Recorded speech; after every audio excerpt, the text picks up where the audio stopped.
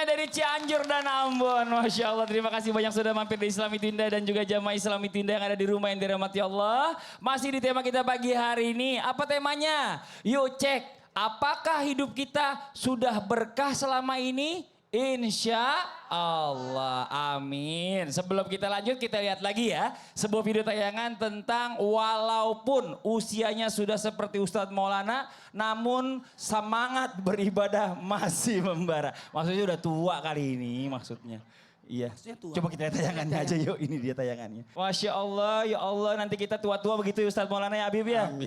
Jalan bareng-bareng umur ya Habib ya. Amin. Itu berarti umur kita panjang. Amin, ya Allah. Tapi begini, ini saya mau nanya sama Habib, bagaimana caranya kita mengetahui bahwa usia dan umur yang kita miliki sampai saat ini, detik ini telah membawa berkah. Karena kan kalau kita lihat banyak juga nih manusia-manusia atau teman-teman kita, sahabat kita yang wafat di umur muda. Apakah tandanya itu, mohon maaf nih Beb ya, agak berkah atau bagaimana? Karena kan ibadahnya masih sedikit. Mohon izin penjelasannya dari guru kita Habib Nabil Al-Musawa. Tepuk tangan dong ibu-ibu, silakan Habib. Izin Ustadz Maulana Habib Muhammad. Para pemirsa yang dimuliakan Allah Subhanahu wa taala, alhamdulillah wassalatu wassalamu ala sayyidina Rasulillah wa ala alihi wa sahbihi wa mawala amma ba'd. Jadi tadi kalau umurnya seperti itu bukan mirip Ustadz Maulana, mirip saya itu. Udah hampir 60. Jadi Bapak Ibu sekalian dan juga anak-anakku sekalian dimanapun berada. Kalau ditanyakan apa umur itu, kalau sudah tua berarti dia lebih berkah. Yang muda enggak berkah, salah itu ya. Jadi keberkahan usia manusia atau jin itu bukan diukur dengan panjang usia maupun pendek usia. Tapi diukur dengan digunakan untuk apa usianya. Ya, kalau misalnya contoh panjang usia tapi nggak berkah, ada iblis misalnya. Ya, siapa yang lebih tua dari iblis umurnya? Sebelum Nabi Adam diciptakan dia sudah ada. Bahkan termasuk salah satu makhluk Allah yang paling tua usianya. Tapi apa berkah? Tidak. Kerjanya bermaksiat, merusak perpecahan, membuat perpecahan, goda orang lain, nakut-nakutin orang lain, dan berbagai macam. Tiap waktu dia lakukan itu sampai nanti dipanggil sama Allah. Nggak berkah umurnya. Tapi ada lagi orang yang tua tapi berkah. Contohnya siapa? Contohnya adalah Nabiullah Nuh alaihissalam. Ya, dikatakan dalam Quran bahwa usianya itu adalah alfasanatin illa khamsina ama. Jadi 950 tahun umurnya. Kita 60 tahun, 50 tahun sudah pada meninggal. Ini 950 tahun, hampir 1000 tahun. Dan tiap waktu digunakan Rabbi inni da'autu qaumi laila wa nahara. Saya itu siang malam kerjanya mendakwahi kaumnya. Kita dakwah paling berapa kali? Apa pagi, siang, sore, malam? Tidak ya. Nabi Nuh seperti itu tiap waktu gitu ya. Dan bukan hanya itu, thumma inni da'autuhum jihara, thumma inni a'lantu lahum wa asrartu lahum israra. Juga saya dakwahi lagi mereka terang-terangan, saya datangi lagi sembunyi-sembunyi. 950 tahun berkah hidupnya ya. Bahkan menjadi salah satu di antara 5 nabi yang paling mulia di sisi Allah Subhanahu wa taala, ulul azmi minar rusul, yaitu Nabi Nuh alaihissalam. Ada enggak yang usianya muda tapi berkah? Ada. Sayyidina Muhammad sallallahu alaihi wasallam. Berapa umurnya? 63, wa fi riwayatin 65 gitu ya. Tapi 63 65 itu kalau misalnya kita lihat beliau jadi diangkat sebagai rasul umur 40.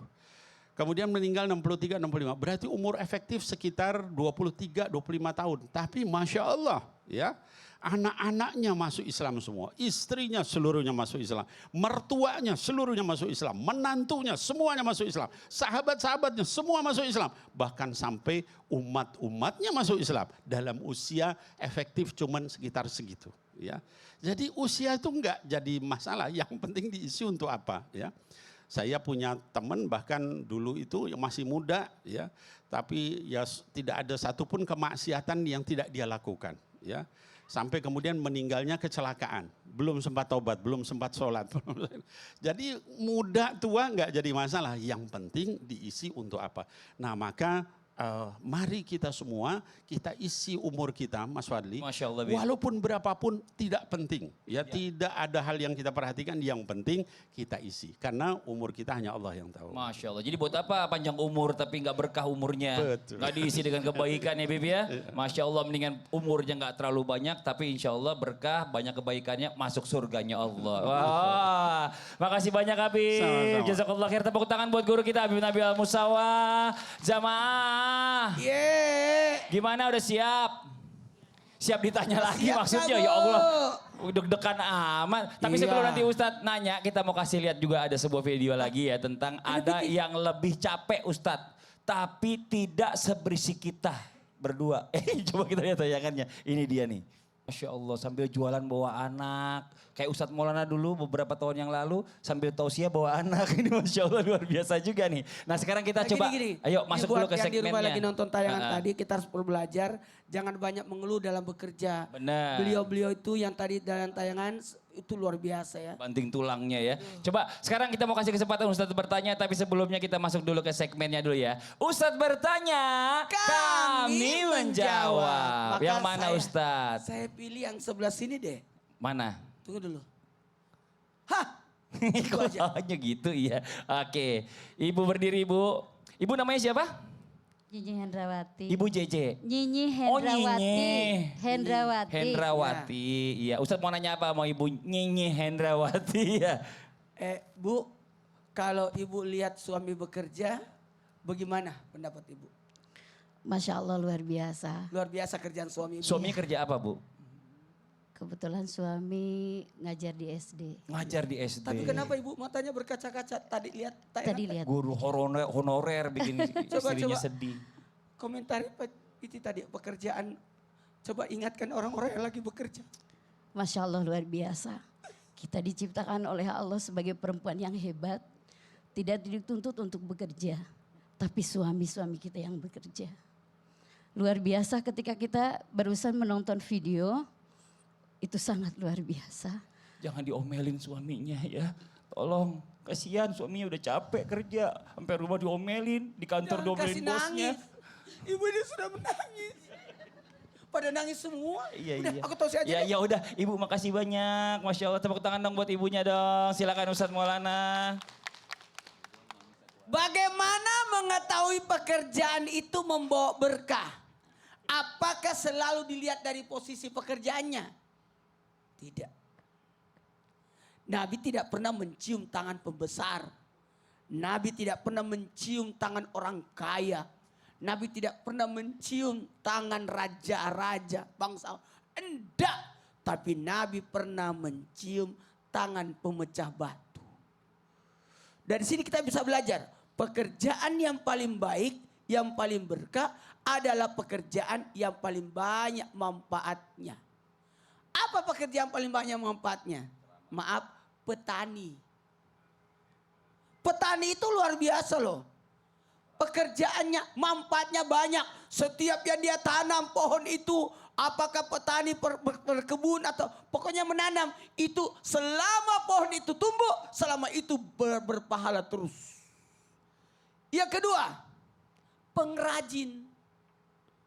Pengrajin itu apa? Dari tangannya. Pemecah batu, kayu, bikin lemari. Itu pekerjaan yang luar biasa. Karena kenapa? Dari tangannya sendiri.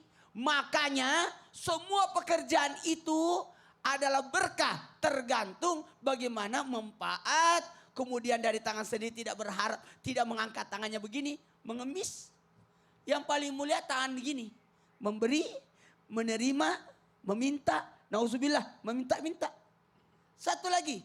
Pekerjaan yang berkah adalah para pedagang. Masya Allah. Kenapa begitu? Karena banyak dibutuhkan. Oh iya. Kalau kita harus beli sesuatu, harus beli grosiran, mahal. Benar. Kita cuma butuh garam segini doang. Masa beli sekarung? Oh nggak mungkin. Iya Masya Allah. Makasih banyak Ustadz Maulana. Tepuk tangan buat Ustadz Maulana. Ayo buat yang di rumah yang bekerja nih ya. Yang mungkin sekarang lagi banyak ngeluh. Ayo harus semangat. Beruntung Masya Allah capek karena bekerja daripada capek nungguin kerjaan. Betul apa betul? Masya Allah. Oke, sekarang waktunya kita kembali memberikan kesempatan buat jamaah Islami Twinda yang hadir di studio mewakili jamaah yang di rumah ya. Untuk bertanya sama guru-guru kita. Tapi sebelumnya kita kembali dulu ke segmen Tanya Dong Ustadz. Kami semua tanya dong Ustadz.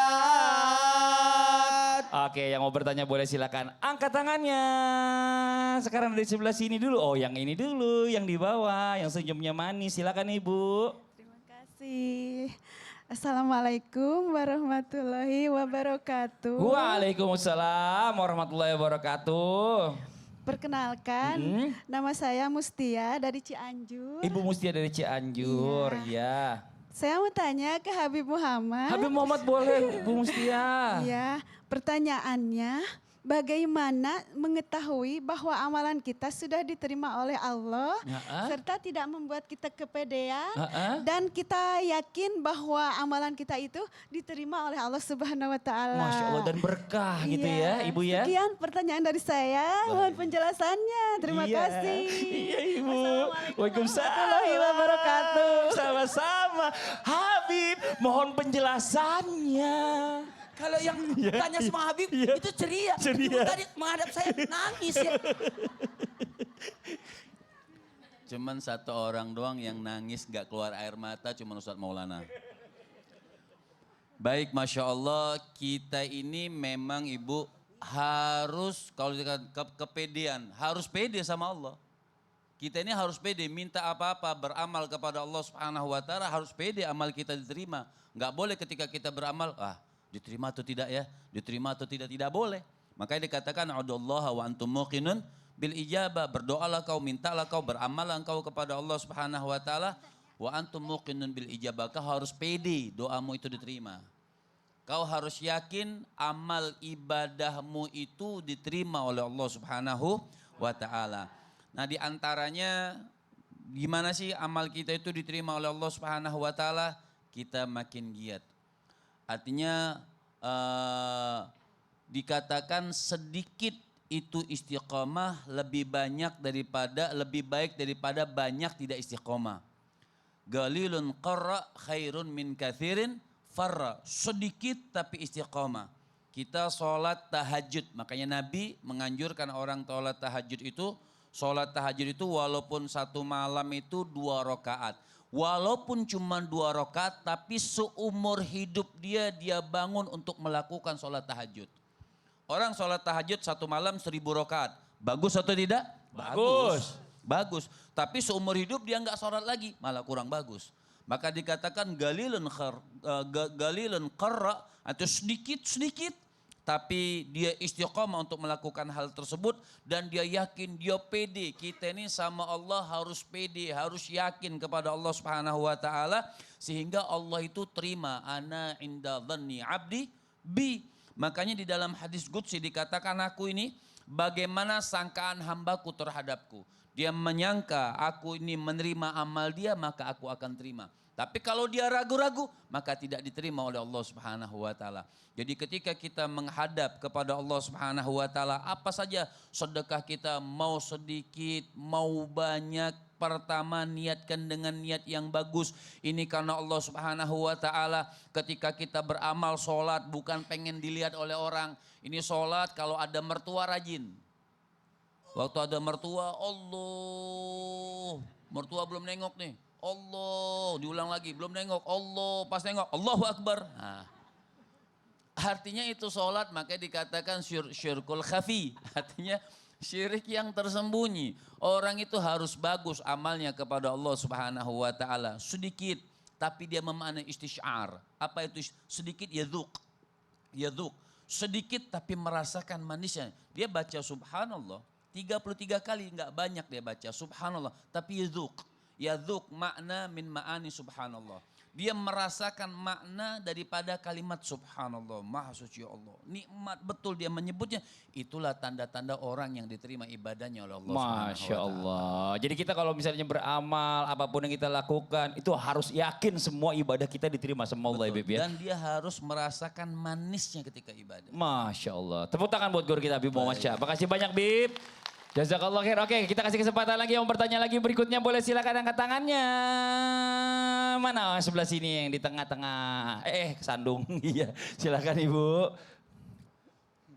Assalamualaikum warahmatullahi wabarakatuh. Waalaikumsalam warahmatullahi wabarakatuh. Ya, oke. Perkenalkan, nama saya Neneng dari Majelis Taklim Baitul Mukminin Campaka Cianjur. Masya Allah. Tepuk tangan buat Ibu Neneng.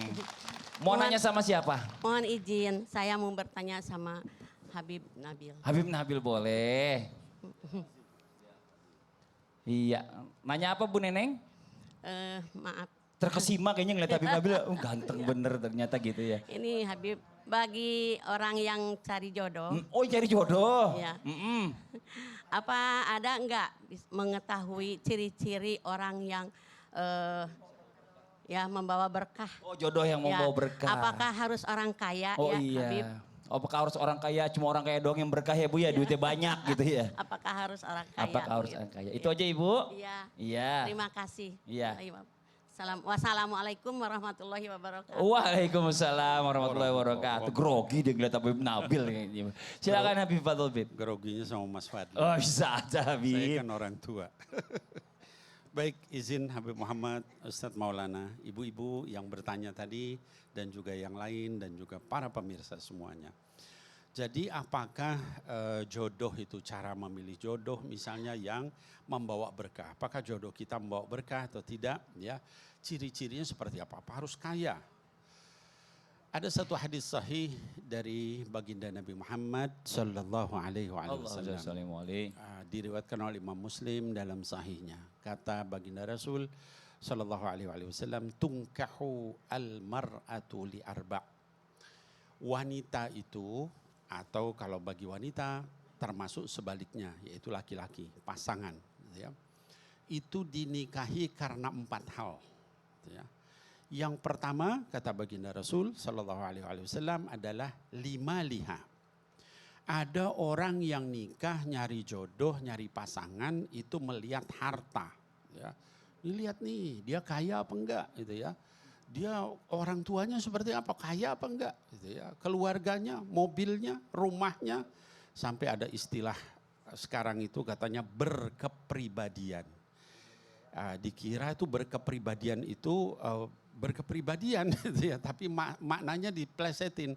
Maksudnya berkepribadian tuh punya mobil pribadi, rumah pribadi, pesawat jet pribadi, Masya Allah. kapal pesiar pribadi. Masya Allah. Waduh, istri pribadinya 4 gitu. Jadi berkepribadian itu diplesetin. Ya, padahal kata baginda Rasul SAW itu bukan sesuatu yang benar kalau kita sekedar mencari harta. Nah, kemudian kata baginda Rasul SAW ada jenis kedua, ya, lihasabiha. Ada orang nikah itu mencari pasangan, mencari jodoh itu karena keturunannya. Berdarah biru, kalau dibuka darahnya merah, ya, bukan biru. Kenapa? Ini keturunan ningrat, keturunan ini dan seterusnya, gitu ya.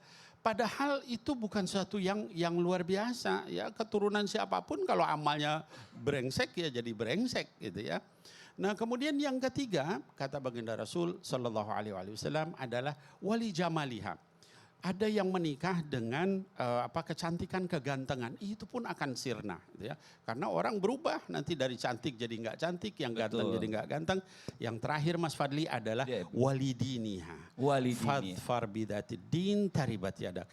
Yang keempat adalah karena mencari agamanya, kata Rasul SAW yang agamanya paling bagus, maka nanti semuanya insya Allah didapat. Boleh nggak kita mencari yang harta? Boleh. Kecantikan, tapi yang paling penting agamanya.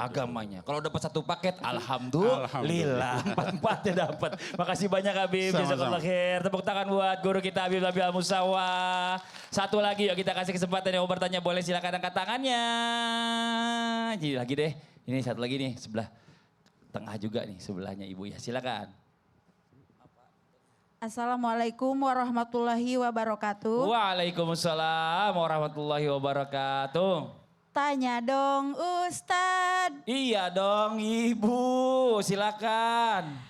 Izin bertanya kepada Habib Muhammad Sahab. Oh ya. boleh. Siap Ibu, siap.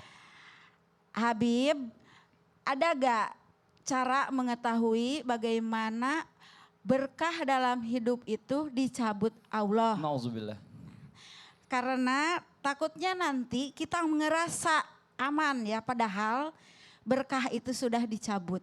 Terima kasih. Wassalamualaikum warahmatullahi wabarakatuh. Tepuk tangan dong buat Ibu Yu, Masya Allah pertanyaannya bagus banget nih Bib nih. Silakan dijawab Pak Bib. Nabi itu pernah mendoakan Anas bin Malik. Kata Nabi, Allahumma akthir malahu wa waladahu wa barik lahu fima a'taitahu.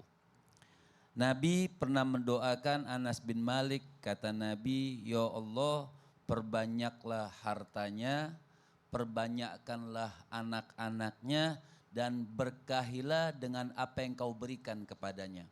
Maka kata Anas bin Malik, fawallahi inna mali lakathir wa waladi wa walada waladi nahwa ala nahwil mi'a yata'agabuna ala nahwil mi'a. Kata Anas bin Malik, setelah Nabi mendoakan itu, fawallahi, maka Anas bin Malik bersumpah, hartaku dicukupkan oleh Allah, dibanyakan oleh Allah, dan anak-anakku, cucu-cucuku semuanya sampai mencapai 100. Kata Anas bin Malik, itu keberkahan. Keberkahan yang tidak dicabut oleh Allah Subhanahu wa taala. Kata Sayyidina Imam Muhammadil Baqir, beliau mengatakan, idza an'amallahu 'alaika bi ni'matin fa ahbabta dawamaha fa aktsir minasyukri. Kata Sayyidina Imam Muhammadil Baqir, apabila engkau mendapatkan suatu nikmat supaya keberkahan itu tidak diangkat oleh Allah, supaya keberkahan itu tidak dicabut oleh Allah Subhanahu wa taala, fa aktsir minasyukri, maka perbanyaklah bersyukur. Jadi bagaimana diantaranya kita tahu keberkahan ini dicabut, duit kita banyak, harta kita banyak, tapi tidak ada ketenangan. Kenapa? Harta yang kita peroleh bukan di jalan Allah Subhanahu wa taala, sehingga tidak menimbulkan ketenangan di dalam kehidupan kita. Tidak menimbulkan kehasikan di dalam kehidupan kita, enggak ada. Kita Allahu Akbarnya enggak nikmat. Sholatnya tidak nikmat, sujudnya tidak nikmat, at-tahiyatnya tidak nikmat, baca berdoanya tidak nikmat. Kenapa? Itulah tanda-tanda keberkahan itu belum ada sama diri kita. Hartanya, karena mendapatkan harta tersebut, banyak kan orang sekarang, harta banyak tapi harta orang. Harta boleh ngerampok, baju boleh bagus, tapi harta yang dia dapatkan dapat merampok, dapat korupsi misalnya. Maka keberkahan gak ada dalam rumah tangganya. Kadang-kadang anaknya jadi hancur, istrinya kemana tidak tahu kemana. Artinya Masya Allah, itu keberkahan dicabut oleh Allah Subhanahu wa taala. Jadi kemudian pertama adalah mendapatkan harta banyak tapi tidak menimbulkan ketenangan di dalam harta tersebut. Kemudian selalu merasa tidak cukup. Kurang. Kalau nggak berkah begitu ya Bib ya. Berkah. Tapi kalau yang namanya berkah, mau berapapun yang ada di dompet kita ataupun yang ada di tabungan kita, itu rasanya berkah banget. Duitnya nggak pernah habis. Masya Allah, luar biasa ya Bib ya. Lillah. Makasih banyak Habib. Nanti buat jamaah Islam itu Indah yang ada di rumah, jangan kemana-mana, kita akan segera kembali lagi setelah yang satu ini. Tetap di Islam itu Indah. Jamaah. Oh jamaah. Alhamdulillah.